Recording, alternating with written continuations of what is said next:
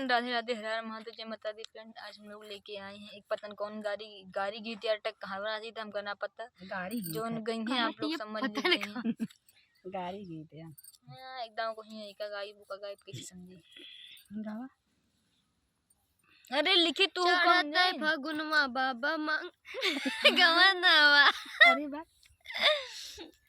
ये हमार गाना है, स्पेशल हम गाई। चढ़ते फगुनवा राजा लाए मोर गवनवा। चढ़ते फगुनवा राजा लाए मोर गवनवा।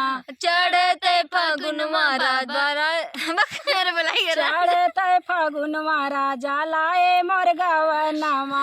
चढ़ते फगुनवा राजा लाए मोर गवनवा। या पुना तो सोवै राजा खेता खरिहानवा। या पुना तो सोवै राजा खेत खलिहानवा। चढ़ते फगुनवा राजा लाए मोर गवनवा। चढ़ते तो सोवै राजा खेत खलिहानवा। या पुना तो सोवै राजा खेत खलिहानवा। खेता खलिहानवा हो खेता खलिहानवा। या पुना तो सोवै राजा खेत खलिहानवा। या पुना तो सोवै राजा खेत खलिहानवा। एक दिन बुलावा सासू पानी के बहानवा। एक दिन बुलावा सासू पानी के बहानवा। एक दिन बुलावा सासू पानी के बहानवा।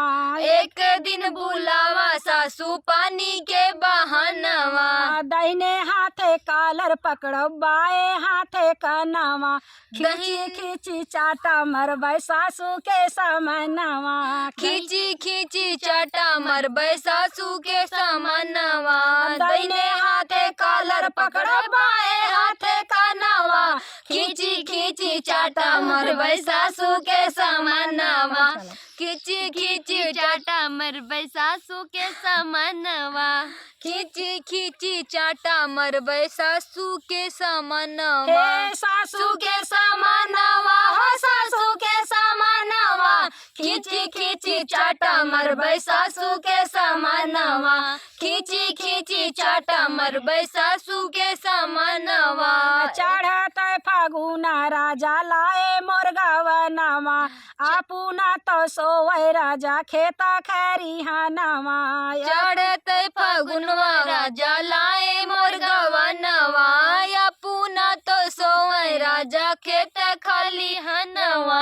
आपुना तो सुतै राजा खेता खरिहानवा। या पुना तो सोवै राजा खेत खलिहानवा। आपुना तो सुतै राजा खेता खरिहानवा। पुना तो सुतै राजा खेत खलिहानवा।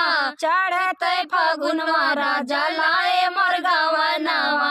चढ़ते फगुनवा राजा लाए मोर गवनवा। खींची खींची चाटा मरबै जेठनी के समनवा। खींची खींची चाटा मरबै जेठनी के समनवा। एक दिन बुलावा जेठनी देवरू का यंग। एक दिन बुलावा जेठनी पानी के बहानवा। एक दिन बुलावा जेठनी पानी के बहानवा। एक दिन बुलावा जेठनी पानी के बहानवा। एक दिन बुलावा जेठनी पानी के बहानवा। दाहिने हाथे कालर पकड़ब बाए हाथे कनवा। खींची खींची चाटा मरबै सासू के समनवा। खींची खींची चाटा मरबै सासू के समनवा। दाहिने हाथे कालर पकड़ब बाए हाथे कनवा। खींची खींची चाटा मरबै सासू के समनवा। खींची खींची चाटा मरबै सासू के समनवा। सासू के समनवा हो सासू के समनवा। खींची खींची चाटा मरबै सासू के समनवा। चढ़ते फगुना राजा लाए मोर गवनवा। चढ़ते फगुनवा राजा लाए मोर गवनवा। या पुना तो सुतै राजा खेत खरिहानवा। या पुना तो सुतै राजा खेत खलिहानवा। आपुना तो सुतै राजा खेत खलिहानवा। खेत खलिहानवा। सुतै राजा खेत खलिहानवा अपुना तो सुतै राजा खेत खलिहानवा एक दिन बुलावा नंदी पानी के बहानवा एक दिन बुलावा ननदो पानी के बहानवा एक दिन बुलावा नंदी पानी के बहानवा एक दिन बुलावा ननदो पानी के बहानवा दाहिने हाथे कालर पकड़ब बाए हाथे कानवा खींची खींची चाटा मरब सासू के समानवा खींची खींची चाटा मरबै सासू के समानवा दाहिने हाथे कालर पकड़ब बाए हाथे कानवा खींची खींची चाटा मरबै ननदौ के समानवा खींची खींची चाटा मरबै ननदौ के समानवा खींची खींची चाटा मरबै नंदो के समानवा